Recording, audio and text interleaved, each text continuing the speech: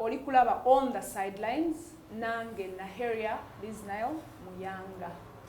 Nkyazizza omusajja abadde akyasinze okukola amawulire wano mu Kampala wiiki ewedde. Nkitegeera kati essaawa zino mumutegedde. Ndi nessa nja kukomaawo ajja kubeeyanjulira mu butongole. You have no, that one is a requirement. Size not half. You have to do the salutation. Repeat that after. Yes, that one is a requirement. Otherwise, I'll walk out of the show. Just make sure it is. Sir, make the whole salutation, then I get out. Kale, Ninessa Simon Muyanga Lutaaya. Wonderful. Mukyanga akyaza banne, leero naffe tumulina. Wonderful. Tusanyuse nnyo kulaba ssebo. Kale, I'm glad to be on the sidelines on this YouTube channel. I want to thank our supporters so much, our followers, our new subscribers, and I want to thank those who are planning to subscribe, that you can subscribe now to follow me you can follow me at any platform, on Twitter at Simon Muyanga Lutaaya, YouTube Sir Simon Muyanga Lutaaya, TikTok Sir Simon Muyanga Lutaaya, Facebook Sir Simon Muyanga Lutaaya, everywhere. Glad to have you. Thank you so much. Tugenda ku getting us straight to the point. Emboozi ebaddewo the whole of last week. Tulabye suspension, tulabye ka video clip ku Twitter, ku Facebook, every single social media platform. You said at the age of 44, owuliranga you are embarrassed. Okubeera you can still be suspended from a show at that age. I strongly believe so, that at the age of 44, I should not be embarrassed with the suspension from another employer. Two, I'm a senior consultant, a lecturer, inspiration, a mentor. I cannot be gotten in the same wrong things I've warned my students to care about. So it's unfortunate that I got there. And I regret it that I got there. Certainly, it was not the right thing to do. But, yeah. But in the first place, how did you even get there? It's interesting to know how I got into this suspension. First, I must tell the audience that I did not know how big it would become. I did not intend that I would annoy everyone. But a day before the Namuganza censor in Parliament, while on my way from Jinja, driving from Jinja to Kampala, just around Mabira there towards Najembe, I hit a pothole and my car, the Regius car, that big thing I drive, hit the pothole and lost 2 tires, all from one side, from the right tire, the right side. So, bwemala okuba obunya, emipiira gy'emmotoka yange gyonna ebiri ne gyabika, motoka katono etusuule n'etussaawo. And then motoka okugiza ku mabbali okwagala ogitandika nga tekyatandika. The mechanics came and said engine yali yeekutte, engine tekyasobola kukola ki kutambula. Then in my mind I'm like, no, on this road of Kampala, Jinja to Kampala, kuitako Vice President wa Uganda, Mchara Jessica Lupo, kuitako Speaker wa Parliament, Mchara Anita Among, kuitako Speaker we Byetako Yopasis Namuganza, kuitako Minister wa General Duties Mchara Justin Kasule Lumumba, kuitako Third Deputy Prime Minister Mchara Lukia Nakadama, kuitako First Deputy Prime Minister Mchara Rebecca Kadaga, kuitako Executive Director of National Planning Authority Dr. Joseph Muvaola, and so many. So I'm like, why should we suffer with the road when we have big people? So on the following day, on Monday, when I saw one member of Parliament asking the Deputy Speaker, Mr. Tayebwa, that some of them should vote very quickly and go away. Because there are too many, they can't fit in Parliament, so they would love that they vote and go away.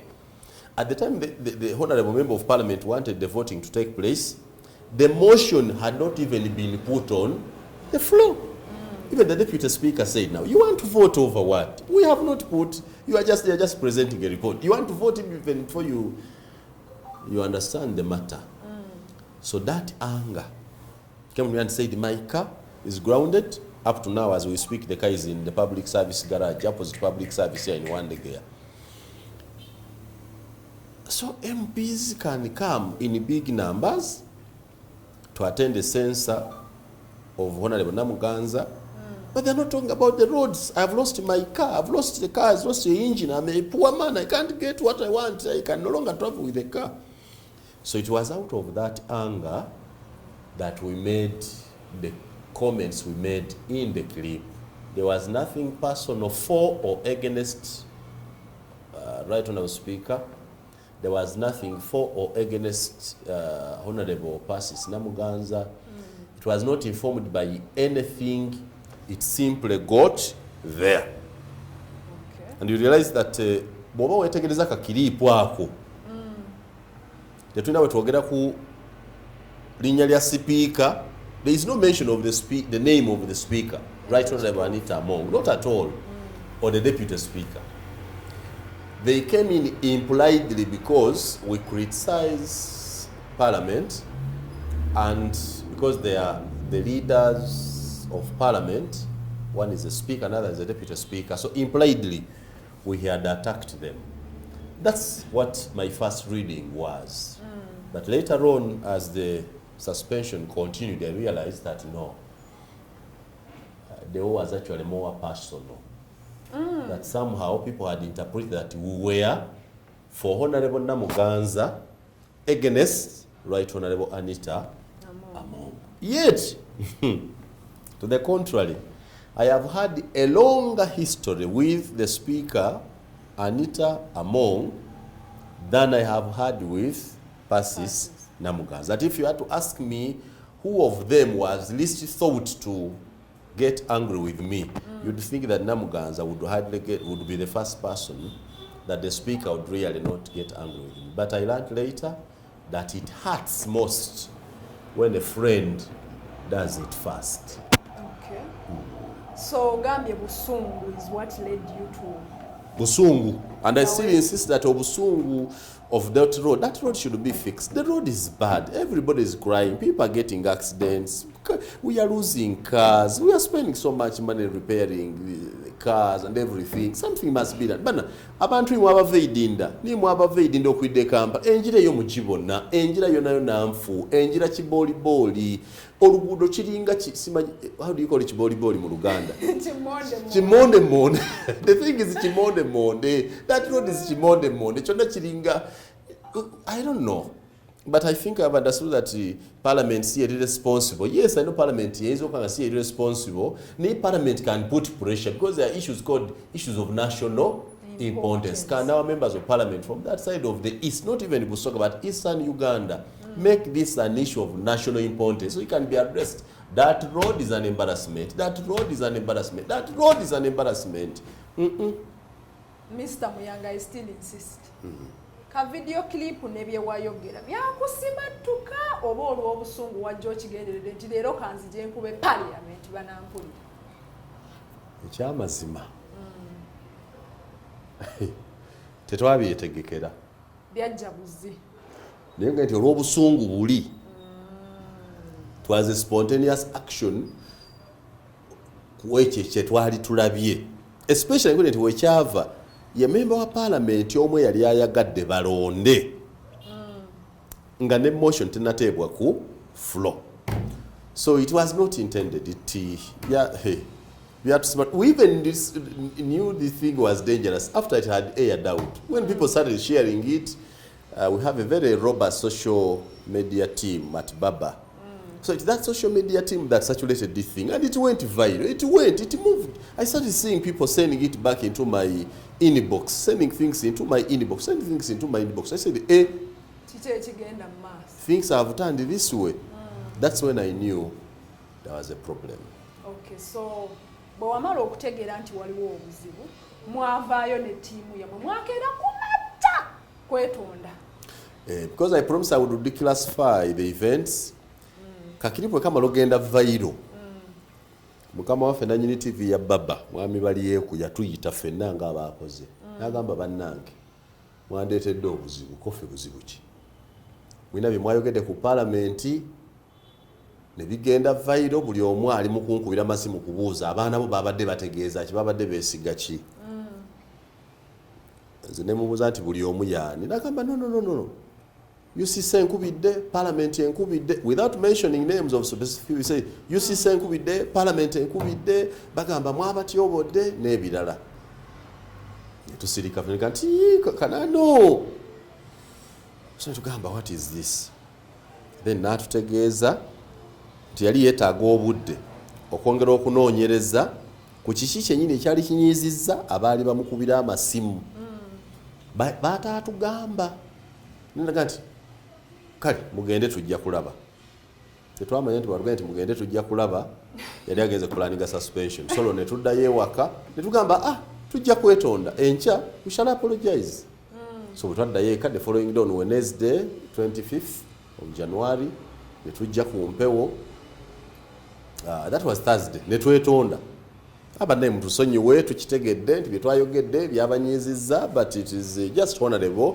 that we apologize tutegedde mbu ebintu bino byanyizaamuko ku speaker ku UCC we apologize to both Parliament and Uganda Communications Commission while we were apologizing at 7:36 AM on TV the general manager of Baba TV Mwami Nurdini Ntege had already prepared the suspension so they never wanted to shock us so we finished the apology nenkola program ya tamale mirundi negwa ku lwokuna okwo olumala okufuma nesibula tamale mirundi Adamu kungunaje nagamba gwe konza general manager atuyita konza atewa ati mu office ye tugenda mu office ya manager Nurdini Ntege is a very soft spoken guy ye yatuyita tugoba naye ngeri gyakikolamu eriye bite satirical ndowooza nagamba wekitibwe nnyo Simon Muyanga Lutaaya konze wampa sebo because that's how I normally answer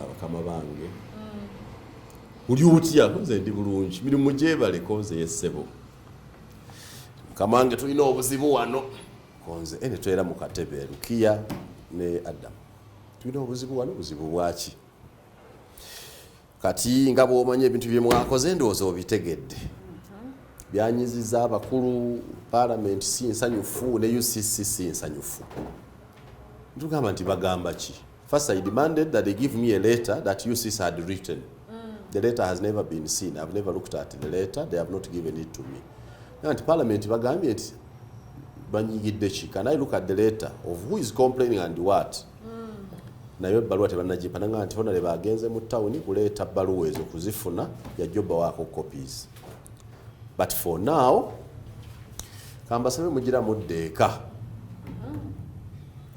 nga bwe twetereza I think Baba TV had intended that the suspension would go quiet they not wanted to so for us we said since there is no letter we can't just be on air so we went to my Twitter account and put as the first put and say we have been suspended from Baba TV because of this reason and subsequently Baba TV also wrote a statement confirming what we had written. That's how it moved. So the apology could not change anything because while we were apologizing a decision had been made between Mr. Nurdini Ntege and Mr. Moses Grace Balieku to suspend us, I think owing to pressure from UCC and from Parliament, without specifically mentioning who under those was putting them on pressure. So kyogezako kungamba general manager shoyo kulunaku lwe mwetonda yagiraba. But even then twetonda nga tusekerera. Wabula Ntege Nurdini is tough twetonda nga tulaba. Kyensinga okujjuka kyesirabira yengeri gyampito nakati owekitiibwa ennyo Simon Muyanga Lutaaya ninga ateekateeka ku ngoba. That's how it moved. Kati mu kugenda okwetonda were you remorseful tibannange nyiziza benyiziza njagala bansonyi bwenga naawe ku mutima kikukutteko oba wakikola kubanga eri mu background walingawo abakugamba you need to apologize kubanga kyokoze parliament tekisanyusiza speed? No, my apology was informed by three things. One, that Anita Among, the Speaker of Parliament, is a long-time friend. We have come a long way, right from FDC when she was Deputy Treasurer General of our party. Anita Among is a warm woman, very welcoming, down to earth, a woman who wants to make everybody comfortable and peaceful. She would inspire us when we are young people in FDC. Anita will give you a hug if she knows you need a hug. She will give you a coin if she knows you need a coin. She will give you a snack or a drink or even money, a shilling or a dollar now, if she knows that it is that will give you peace to move to the next minute. So because of that, we had become friends for a long time. And I remember two incidents that when my son was baptized Warren Besigye in 2012, a week before or a week after, Dr. Besigye, who was my chief guest, had been to Bukedea at a public function organized by Anita Among. At that time, it was risky to invite Besigye to be a guest at your function. So we became friends. So he said, oh, doctor is at your place. I said, yes. So she calls me Tata Warren. Why? Because she knew that he said we are first going to baptize Warren and then go for her public function. So the name Tata Warren has remained our point of reference. That's one. Two, because Anita Among was warm, in around 2011 there, FDC wanted to send a representative to the East African Legislative Assembly. At that time, Anita Among contested with Salam Musumba. Anita Among from Bukedea and Salam Musumba from Busoga. So they wanted an FDC ticket to become something. And the NEC, where then I was a member, had to choose one of them.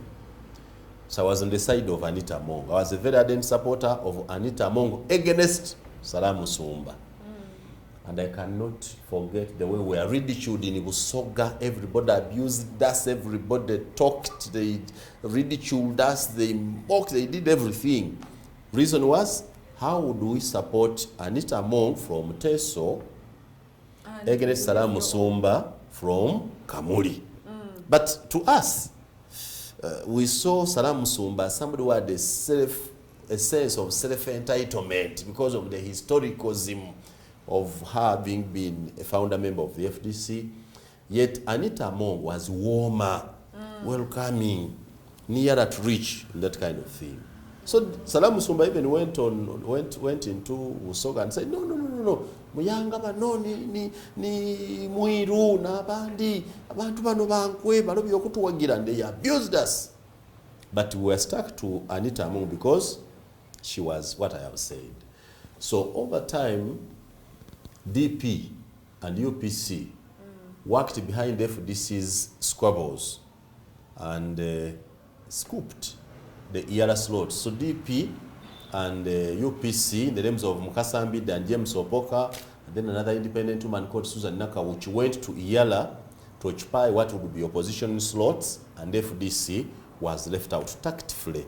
I think that's when Museveni said good DP and bad DP. So I have been a friend of Anita Among from that time. So I felt bad that I have annoyed Anita Among. Number two, I have been brought up by a woman. I have great respect for women, especially those that sacrifice their little to have us survive. So I never want to cross with a woman. I never want to annoy a woman by whatever name called, either daughter, a sister, a wife, who, for as long as the person is a woman. So I felt remorseful that why, I have annoyed a woman. Because then they told me that the speaker is very bitter with you. They said, yes. Mr. Valiek told me that the speaker is bitter with you. I said, the speaker? I said, yes, the speaker, deputy speaker, very bitter. Why did you say that? Now that I have annoyed a woman, the best I can do is not to explain much, but to apologize. So the apology was intended to settle that, not to avoid the suspension, because I don't know the suspension was on its way. Yeah, so that's how it came. So in the same manner, videos were trending still on those social media platforms. Ng'ogamba ze nina amayuni gange, nina kasooli wange, sigenda kuddayo eyo ku Baba TV, why should I be embarrassed like that? Okujjako nga speaker amaze kumpita nanzikiriza okuddayo. Abaffe speaker ye yakuyise. Even before the speaker invited me, like I said about women, I need to say that Namuganza Persis, the Honorable Minister, was also a distant friend. Remember when Honorable Namuganza came to appear for the interview on Baba TV? At the time she was making strong statements against the speaker. We were supposed to host her, two of us, me and Adam, who were supposed to host Namuganza. What did I do? I did host her for the first 5 minutes. But knowing that what she was going to talk about, what she had started talking about, and knowing that Anita Among may not understand because she's my friend, for conflict of interest, I excused myself from the show. And Adam went ahead with the show. Okay. Before then, I was the first person to ask, why should Namuganza have issues with every speaker? And I wrote an article saying, Namuganza's bad date with the speakers. The other day she was quarreling with Kadak. Today she's quarreling with Anita Among. I had not understood the personal undercurrents in the war. Two, when there was a Chabazinga-ship battle in Busoga, I was for my king, called Edward Columbus Wambuzi. So Namuganza was the only high-ranking government official then who was sympathetic and ready to listen to the people of Bulamoji or even be with them. So I took her as an ally and a friend of my king. And once you're a friend of my king, automatically you become my friend. So I looked at two women in the same saga. In fact, I asked myself up to now, how did the Namuganza and Anita Among fire burn me? How did I get there? Because I didn't know. At first, I just learned of recent when the suspension was ending that I got gotten into the line of fire between Namuganza and Speaker Anita Among. So the fire burnt me innocently. It was not my fire, it was somebody else's fire, but I think because of kuogerayogera nnyo n'okulasana muliro ne gunjokya nenze saabitegera saabiriimu, it was a different thing. Saabiriimu. It is okay. It's okay. I do not regret what I said. I regret what it caused. Okay. So kati nti wakomyewo ku Baba TV. Nagamba ngenda kulemera mayuni, which was a good thing, but I think people are just giving me advice now. You can grow mayuni, you can grow your YouTube. But I want to thank you, our YouTube followers, the subscribers, those ones showed me, they spoke about something they demonstrated. The guys went to YouTube and grew up the page to show me that you can actually make more money here.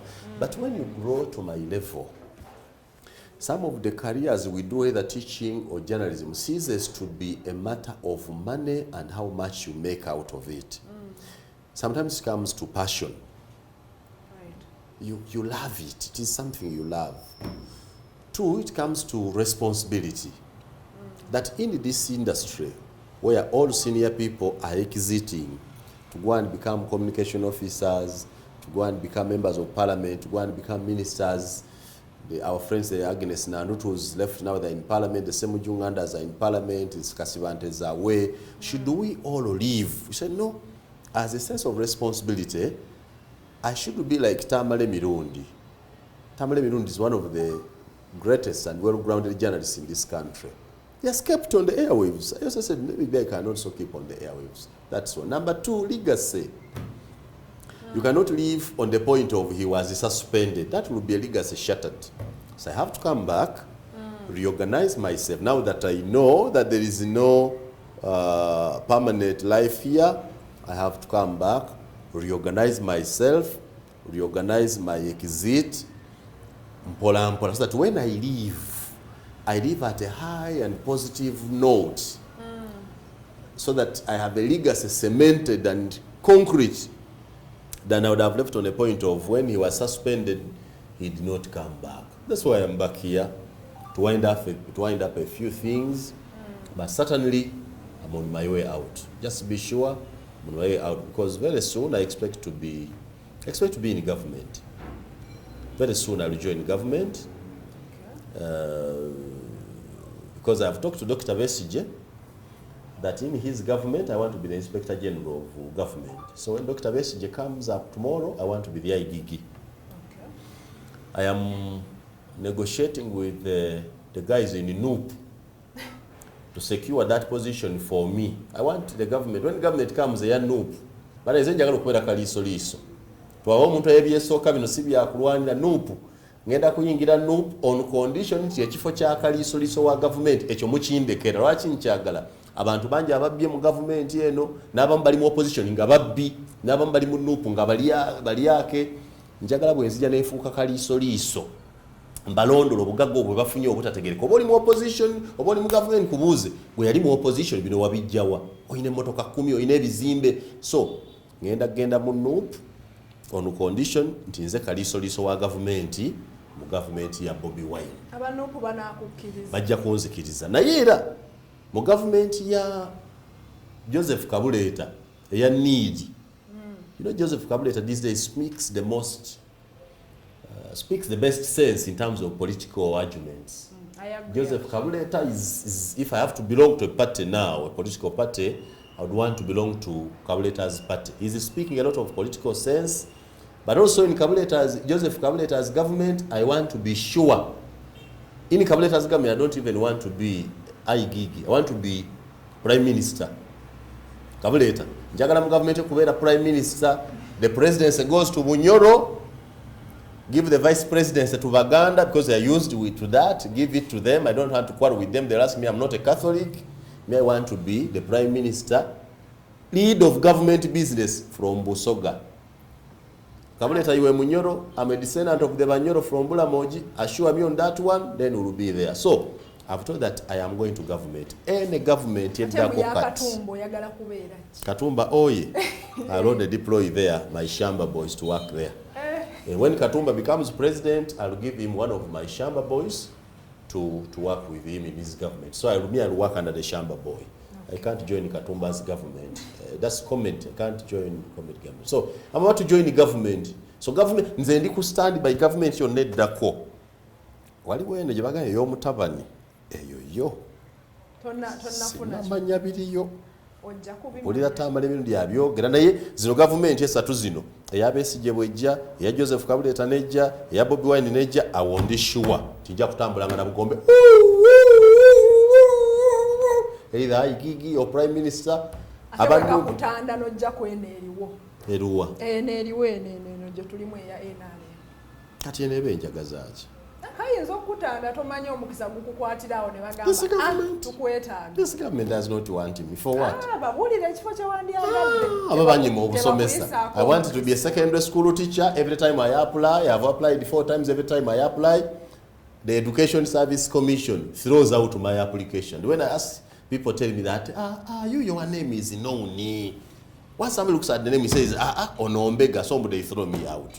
They tell me you have to have money. Simani, if you must go, you have to buy a job. I said in my life, I will never sell a job, I will never buy a job. For everybody I've helped to get a job in Uganda, I've never asked them for money, and I will never pay money to secure a job. I had actually gotten a job in this government, but I hear ISO and the ESO vetted and said, huyo ni chipingamizi. So this government does not want me.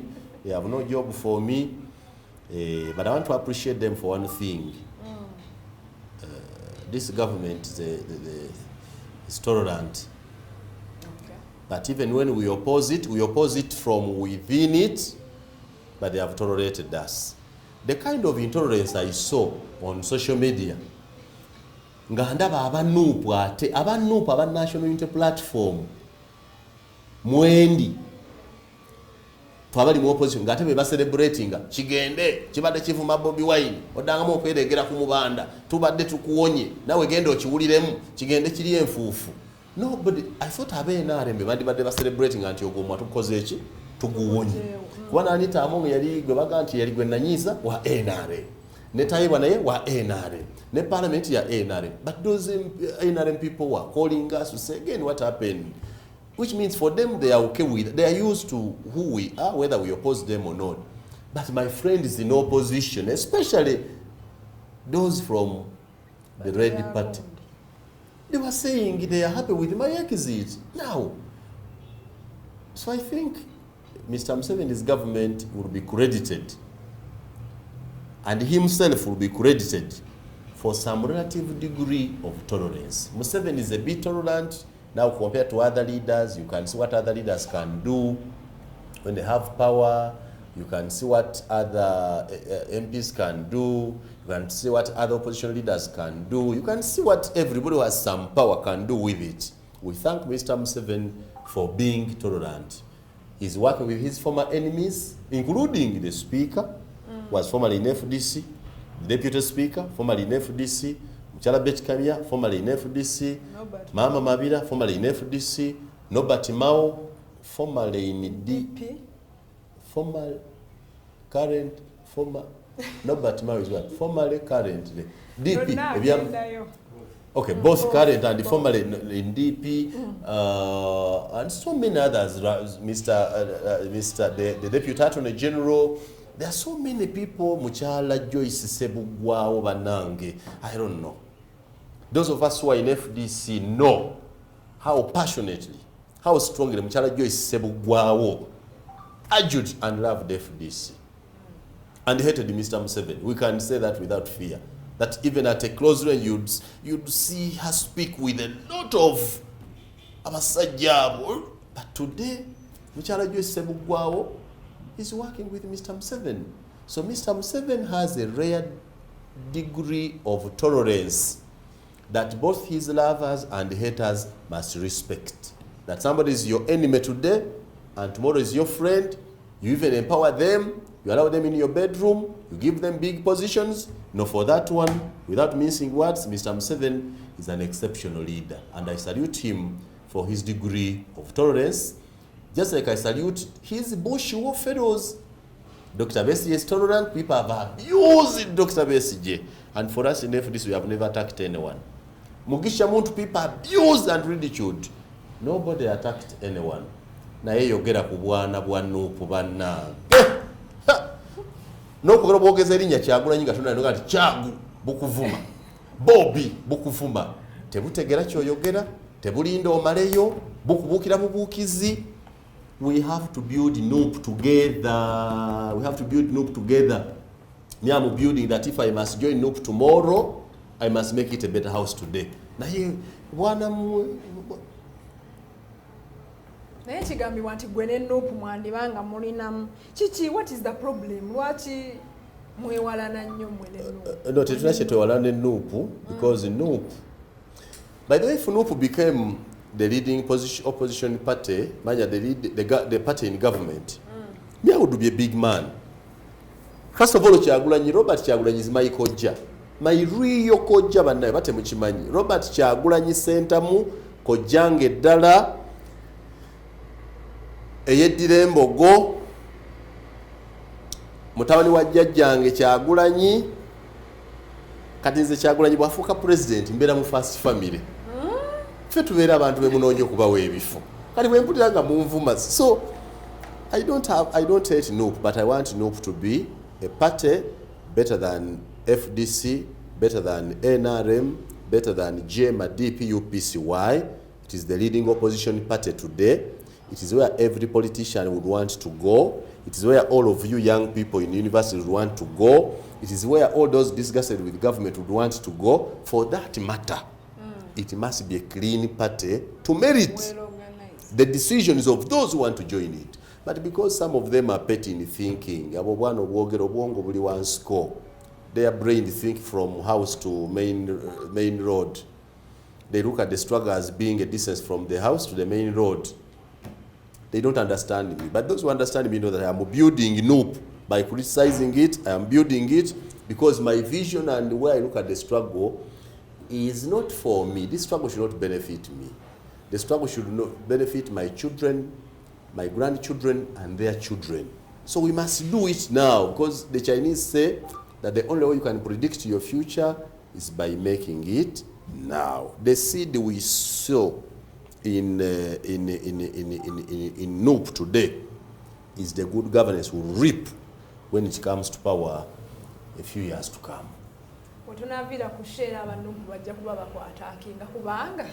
I'm used to them. They are empty and noisy. They can abuse me. I know that those who abuse me don't understand me. Those who understand me will be together with me. Kale. Omanyi kusomesa NUP obanga kusomesa Arsenal mupiira. Tokubye nnyo. Teri muntu wa Arsenal alowooza nti oyinza obasomesa omupiira. Bamanyi bagumanyi. And when you talk about the soccer, you must be very careful. No wonder they all use red as their Simon yatabuse naye nga tuggalawo mbadde njagala mmanye suspension yazze ebyabaddewo byonna twabirabye gwenga munnamawulire. Don't you think after everything that has happened kigenda kubaako ne kyekikyusa on the way nga mwogera ebigambo mubirimitinga mpola mpola temunyiza tetulina kyetugenda kukyusaamu. Ganga Muka is back, reloaded, heavier, stronger. We are even wiser now. Why? First, the speaker or the deputy speaker or Uganda Communications Commission or anybody else has not stopped us from criticizing government. No, they are simply saying, package your information better. They have not stopped us. That's one. Two, the suspension arose from something called, that would be called mistaken identity somehow. That for us, I was speaking about Parliament as an institution, and I thought it was merely between me and the 11th Parliament. Yet under there, it was viewed as a war between Honorable Namuganza and Muchala Anita Among. Had I understood it that way, I wouldn't have entered it. But for me, I understood it like Parliament has done it, and I criticized them at that. So we are back on air, bigger, better. Naye, but nobody is censoring us. Museveni has given us one thing that I've told you: the liberty to say anything and wait to be and wait for the consequences. If Mr. Museveni can tolerate us, he has tolerated us for 22 years. The others also learn to tolerate us. The issue is we are speaking about things that they see, things that exist. It's not that we are speaking about anything else. Let them fix what we are talking about. So, Tewali Ali censored. How do you censor Muyanga Lutaaya? Really? I doubt. You can't. Be sure the broadcast remains as strong as before. But we are very grateful to those who have supported us, but also sorry for those who have been annoyed, angered, mocked, ridiculed by our actions, by what we say, by what we do. We are together. Teri kikyuka. Kinene ddala. Kyetengera olutalo lwokka kati we luli kutereeza National Unity Platform. Lwe lutalo lwe tuliko. Kasita mmaliriza olwo nga nyinyuka mawulire. Si kubasuula naye okubazimba, okubasomesa, okubajjukiza buli kiseera nti abantu babalinamu essuubi. Muleme kweyisanga bayaaye, muleme kwogera bigambo bivumisa bantu. N'abandyagadde okuyingira ekibiina bakirabe ng'ekibiina ky'abayaaye. Gwagamba nti oyagala byenjogera, gwe toyagala NUP, gwe mulabe wa NUP. In fact ate mwembalaba buno obuvuka obulera ku mukutu gwange buno obugamba mbu nvuma NUP. Buli mwenaale mubukolere naale mbulaba. Motoka ya minisita baya akatuuka ku mukolo nga buvaamu nga bugyetooloola. Honorable Minister buli MP tebwawula wa NUP nawe naale mubalyamu. Emmala nga mugamba mulimu opposition. Simon Zibula abalabi baffe baddanga. Obusungu Zibula abatulaba ku sideline. Thank you. All you are on the sidelines. Uganda's biggest current affairs YouTube channel. You can share, like, and subscribe at Sir Simon Muyanga Lutaaya. Thank you, young girl. My pleasure. Which part are you? Bannange byo tetwandigenzeeyo eyo. Nkyanoonya noonya. Oba naawe oli mu Nuupu nkumenyerawo omutima. Bw'owedde okuba ku mutwe. Oluwa. Nedda. Wa wennyini. Nkyanoonya. Kyano. Bwe naaba maze okusalawo naabagamba. Bless you. Otherwise, thank you so much for joining us. Mwebale nnyo okulaba Sidelines. Do not forget to subscribe. Ate waliwo akade. It's called the notification bell. Kanyigeeko so that whenever we upload a new video, you're able to view And it. every Monday, we'll have the interview. Okay. I want to interview others. You'll also interview me. Bulijjo baba batuuza ku hot seat. Leero naffe tujja kuba tumutuuza ku hot seat buli Monday. So stay tuned. Tubaagala nnyo. Mwera.